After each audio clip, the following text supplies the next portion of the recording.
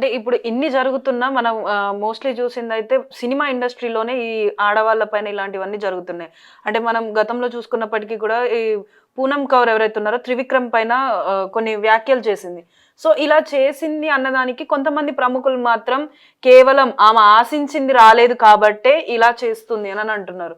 So, కొంచెం fame రాగానే ఇప్పుడు డైరెక్టర్స్ అయినా, ప్రొడ్యూసర్స్ అయినా ఇలా ఆడవాళ్ళని ఒక వస్తువు కిందనో లేకపోతే వాళ్ళకి నోటికొచ్చినట్టు మాట్లాడుతున్నారు. సో, ఇది ఎంతవరకు కరెక్ట్ అంటారు?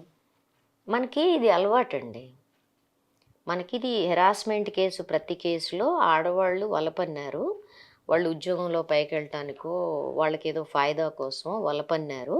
పాపం మగవాళ్ళు అమాయకంగా అందులో చిక్కుకున్నారు. ఆళ్ళు అమాయకులు పాపం. ఏ? ఈ ఆడవాళ్ళు మాత్రం మెట్లెక్కటానికి అవకాశాల కోసం వాళ్ళ శరీరాలు వాడేసుకునే జాణలనమాట. అందుకని ఈ మగ అమాయకులందరూ ఇట్లాంటి వ్యాఖ్యలు చేస్తారనమాట.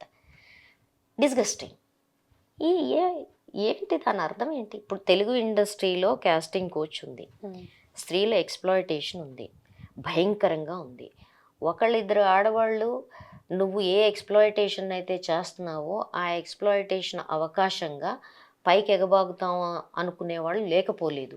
లేదు, ఎక్స్‌ప్లాయిటేషన్ తప్పైనప్పుడు ఓకే, కానీ దీన్నన్నా ఒక అవకాశంగా తీసుకుందాము అనుకునే ఆడవాళ్ళు లేరా అంటే ఉండొచ్చు. కానీ నీ శరీరాన్ని ఫణం పెడితే తప్ప నువ్వు నిలబడలేవు అనే స్థితి వచ్చిన తర్వాత నువ్వు వాడుకున్నావని చేసే ఎలిగేషన్ చేయడానికి నీకేం హక్కు ఉంది? నీ శరీరం ఇస్తే తప్ప నువ్వు ముందుకెళ్ళలేవని చెప్పు. ఆ శరీరం ఆమె ఆడుకుంటున్నప్పుడు మళ్ళీ ఆమె వాడుకుంది అని చెప్పడానికి నీకేం హక్కు ఉంది? లేదు కదా. మీరందరూ ఆతాన్లో గుడ్లే కదా. ఒకడు మాట్లాడతాడు, ఇంకొకడు గౌరవప్రదంగా ఉంటాడు. ఎంత ఘోరం కాకపోతే సమంత లాంటి విషయంలో జరిగిన కామెంట్స్ ఎంత ఘోరమైన కామెంట్స్. జరిగిన రిజల్ట్ ఏంటి? ఎవరైతే ఆడవాళ్ళు తెలుగు సినిమా రంగంలో కానీ మాట్లాడారో వాళ్ళందరినీ సినిమా రంగం అవకాశాలు లేకుండా చేసిందిగా. అందుకని వాళ్ళ మీద ఏం జరిగినా సమంతతో సహా అందరూ మాట్లాడకుండా ఉండాలన్నమాట. వీళ్ళందరూ ఎట్టాంటి వెధవ పనులు చేసినా, ఎంత దుర్మార్గ పనులు చేసినా నోరు మూసుకొని అయ్యా నీ బాంచను అనుకొని తల ఉంచుకొని పోవాలన్నమాట. అట్లా కాకుండా ఎవరైనా మాట్లాడితే ఇది జరుగుతోంది. ఆ మధ్య ఎవరో ఒక నటి అన్నట్టుంది, misogynistic, male chauvinistic Telugu film industry. హీరోస్కి ఎంత విలువ ఇస్తారు? హీరోస్ పేమెంట్ చూడరాదండి. అక్కడి నుంచి మొదలు పెడితే హీరోయిన్ల ట్రీట్మెంట్ చూడండి సెట్ మీద. అక్కడి నుంచి మొదలు పెడితే ఈ మగ దురహంకారం అడుగడుగునా కనపడుతుంది.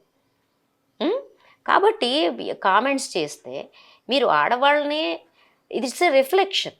మీరు ఆడవాళ్ళ పట్ల మీకు మనసులో ఉండే అభిప్రాయాలు ఏవైతే ఉన్నాయో ఇవి రిఫ్లెక్షను. ఈ రిఫ్లెక్షను మన ప్రేక్షకుల మనసులో కూడా ఉంది. తెలుగు సినిమా ఇండస్ట్రీలో కానీ ఏ సినిమా ఇండస్ట్రీలో ఆడవాళ్ళని గ్లామరస్ తారలుగా చూస్తుంటే చూడొచ్చు, కానీ గౌరవిస్తారా అనేది ఒక ప్రశ్న. Do they respect her as a women అనేది ఒక ప్రశ్న, నాకు పెద్ద ప్రశ్న. పైకి ఏమన్నా మాట్లాడండి హిపోక్రసీ.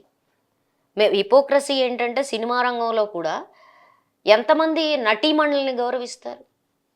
స్మితా పాటిల్, సుమరాజ్మి, ఒక రేవతి, ఇట్లా చెప్పుకుంటా పోతే అద్భుతమైన నటులు మనకు తెలుగు సినిమా రంగంలో ఉన్నారు. నటుల్ని ఎంతమంది గౌరవిస్తారు? హీరోయిన్లు శరీరాల వెనకాల పరిగెట్టడం తప్ప. దట్ ఇట్ సెల్ఫ్ షోస్ నీ మగ దృష్టి ఎక్కడుంది, నీ మగ దృష్టి దేన్ని పోషిస్తోంది, నీ నీచమైన మురుగు కాల్వ మెదడు ఏదైతే ఉందో అది ఎంత గబ్బు కొడుతోంది అనడానికి ఇవన్నీ నిదర్శనాలు. అప్పుడప్పుడు ఆ వాసన గబ్బున అది తీస్తాం కదా, సెప్టిక్ ట్యాంక్ తీస్తే వాసన వచ్చినట్టు అప్పుడప్పుడు పబ్లిక్ ప్లేసుల్లో ఈ వాసనలు వస్తుంటాయి. అంతే తప్ప నీ మెదడులో ఉంది సెప్టిక్ ట్యాంకే.